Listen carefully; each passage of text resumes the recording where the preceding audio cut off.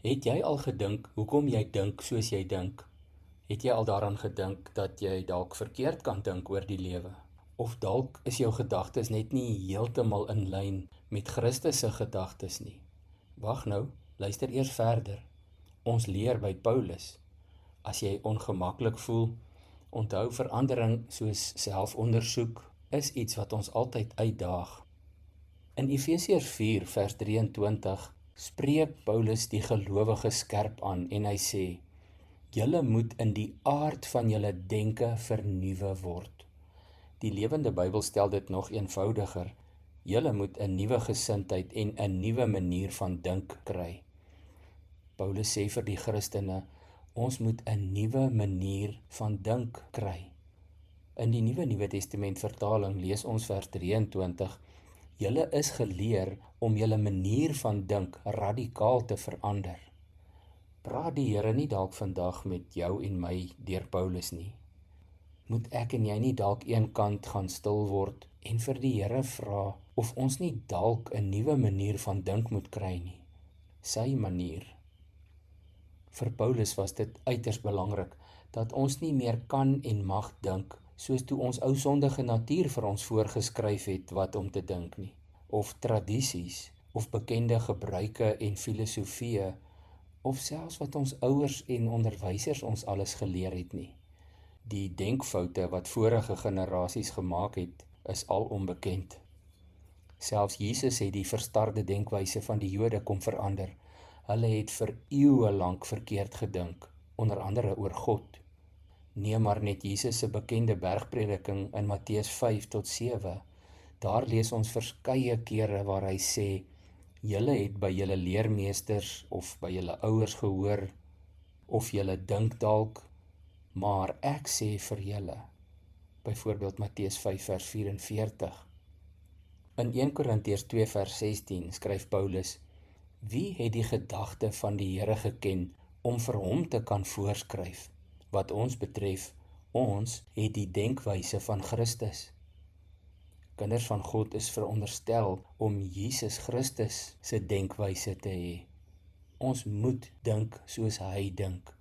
En dan hoor ons by Paulus hoe hy ons, die kinders van die Here, dikwels moet vermaan om ons denkwyse, ons manier van dink weer in lyn te kry met Jesus se. Soos daar in Romeine 12 vers 2 sy bekende opdrag: Laat God julle verander deur julle denke te vernuwe. Of soos dit in die Nuwe Testament staan: Laat toe dat God julle manier van dink verander.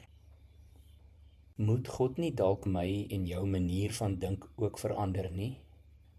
Dit is interessant. Paulus begin hier in Efesiërs 4 nie by gedrag nie, maar by denke. Want wat in jou gedagtes aangaan, bepaal wat in jou lewe uitkom. Die bekende filosoof Lao Tzu klink of hy by Salomo geleer het. Dit klink of hy vertroud was met onder andere Spreuke 4 vers 23. Lao Tzu en talle na hom het gesê: Let op jou gedagtes, hulle word jou woorde. Let op jou woorde, hulle word jou dade. Let op jou dade, hulle word jou gewoontes. Let op jou gewoontes, hulle word jou karakter. Let op jou karakter, dit word jou bestemming, jou nalatenskap. Jy kan nie jou gedrag regkry of jou gewoontes of selfs jou lewensuitkyk sonder om jou manier van dink te verander nie. Dit is soos om 'n lekkende dak te verf. Dit lyk dalk beter vir 'n rukkie, maar die probleem gaan nie weg nie. Hoe dink jy oor God? Soos die woord hom bekendstel? Of het jy oor jare jou eie prentjie gevorm? Dieselfde oor jouself. Hoe dink jy oor jouself? Besef jy is wie God sê jy is? En dan, hoe dink jy oor ander mense? Dink ons oor mense soos Jesus oor hulle dink? Jesus Christus het deur die Heilige Gees aan ons 'n nuwe identiteit gegee. Jy is nie meer wie jy was nie. Jy is nou in Christus. En as dit waar is, moet jou denke en jou lewe daarmee ooreenstem.